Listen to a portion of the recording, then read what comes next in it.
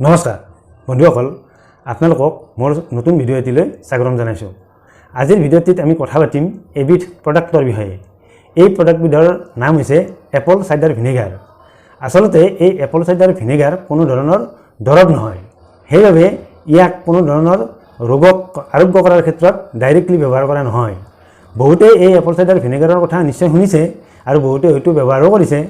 এই Apple cider vinegar যদি সঠিক নিয়মত খোৱা হয় বা ব্যৱহাৰ কৰা হয়, তেতিয়া এই এপল চাইডাৰ ভিনেগাৰে আমাক বহুতো ৰোগৰ পৰা বচাই ৰাখিব পাৰে।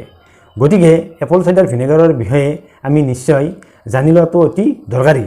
সেইবাবে আজিৰ ভিডিঅ'টিত আমি কথা পাতিম এপল চাইডাৰ ভিনেগাৰনো কি আৰু ইয়াক কিদৰে প্ৰস্তুত কৰা হয়, আৰু এপল চাইডাৰ ভিনেগাৰ সঠিক নিয়মত ব্যৱহাৰ কৰিলে ই আমাক কি কি ৰোগৰ পৰা বচাই ৰাখিব পাৰে, লগতে এপল চাইডাৰ ভিনেগাৰৰ সঠিক ব্যৱহাৰনো কি। গতিকে ভিডিঅ'টো আপোনালোকে নিশ্চয় শেষলৈকে চাব বুলি আশা কৰিলোঁ আৰু ভিডিঅ'টিয়ে আপোনালোকক নিশ্চয়কৈ উপকৃত কৰিব পাৰিব। প্ৰথমে আমি এপল চাইডাৰ ভিনেগাৰনো কি আৰু ইয়াক কিদৰে প্ৰস্তুত কৰা হয় সেই বিষয়ে জানো আহক।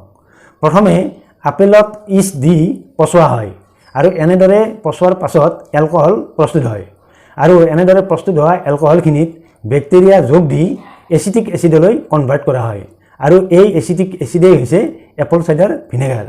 আচলতে এপল চাইডাৰ ভিনেগাৰে আমাৰ শৰীৰত pH লেভেলটো বেলেঞ্চ কৰি ৰখাত সহায় কৰে। যদিহে আমাৰ শৰীৰত বিশেষকৈ ষ্টমাকত pH লেভেলটো বেলেঞ্চ হৈ নাথাকে, তেতিয়া আমাৰ বহুতো স্বাস্থ্য সমস্যাই দেখা দিয়াৰ সম্ভাৱনা প্ৰকট হৈ পৰে।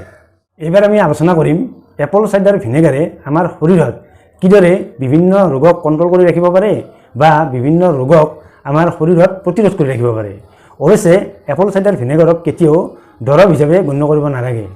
এপল চাইডাৰ ভিনেগাৰ ব্যৱহাৰ কৰাৰ আজি আমি 5টা স্বাস্থ্য উপকাৰিতাৰ কথা পাতিম, আৰু ইয়াৰে প্ৰথমবিধ হৈছে ডায়েবেটিছ নিয়ন্ত্ৰণৰ ক্ষেত্ৰত। কিছুমান ডায়েবেটিছ ৰোগীৰ ৰাতিপুৱা যেতিয়া ব্লাড চুগাৰটো পৰীক্ষা কৰা হয়, তেতিয়া ৰাতিপুৱা ব্লাড চুগাৰ একো নোখোৱাকৈয়ে বহুত বেছি হৈ থকা দেখা যায়। কিন্তু এপল চাইডাৰ ভিনেগাৰ ব্যৱহাৰ কৰিলে এই ৰাতিপুৱা যে খালী পেটত ব্লাড চুগাৰটো বেছি হৈ থাকে, এনেধৰণৰ সমস্যাবিলাক কণ্ট্ৰল হৈ যায়। এপল চাইডাৰ ভিনেগাৰ ব্যৱহাৰ কৰাৰ দ্বিতীয় উপকাৰিতাটো হৈছে, আমি সকলোৱে জানো যে আমাৰ সুস্বাস্থ্যৰ বাবে কিছুমান খনিজ লৱণ যেনে আইৰণ, মেগনেছিয়াম, জিংক এইবোৰ অতি প্ৰয়োজন।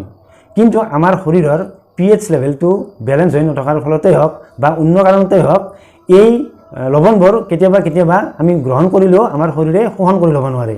গতিকে এই উপাদানবোৰৰ আমাৰ শৰীৰত ঘাটি হৈ দেখা যায়, আৰু এই উপাদানবোৰৰ ঘাটি হ'লে আমাৰ নিশ্চয় স্বাস্থ্য সমস্যাৰ সৃষ্টি হয়। কিন্তু যদিহে এপল চাইডাৰ ভিনেগাৰ নিয়মিতভাৱে ব্যৱহাৰ কৰা হয়, তেতিয়া আমাৰ শৰীৰত এই আইৰণ, কেলছিয়াম, পটাছিয়াম, জিংক এইবোৰ উপাদান শোষণ হোৱাত ভাল হয়। গতিকে আমাৰ কিছুমান স্বাস্থ্য সমস্যাই দেখা নিদিয়ে। এপল চাইডাৰ ভিনেগাৰৰ ব্যৱহাৰৰ 3 নম্বৰ স্বাস্থ্য উপকাৰিতাটো হৈছে ইনডাইজেশ্যন ভাল কৰাৰ ক্ষেত্ৰত।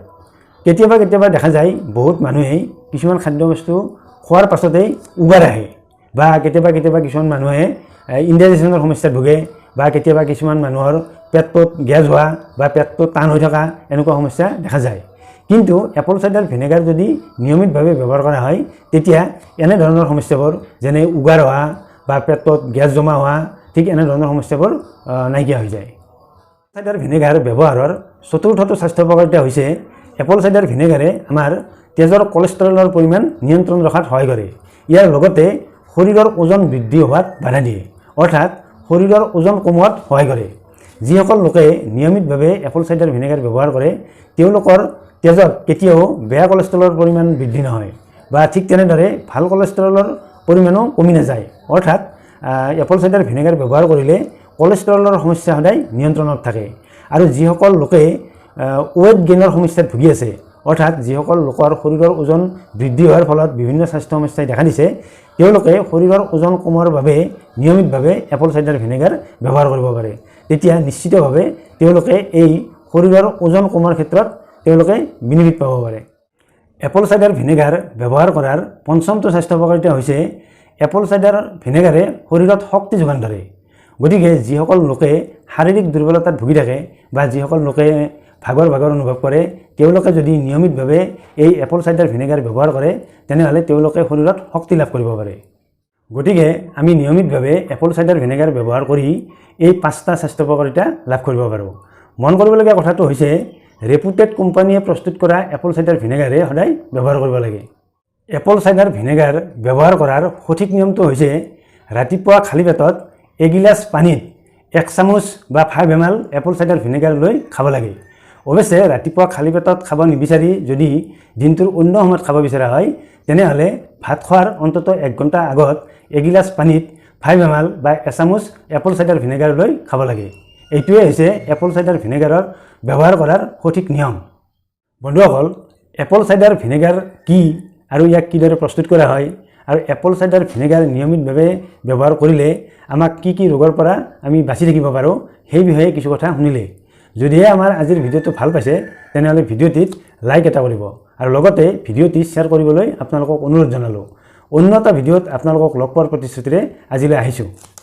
নমস্কাৰ।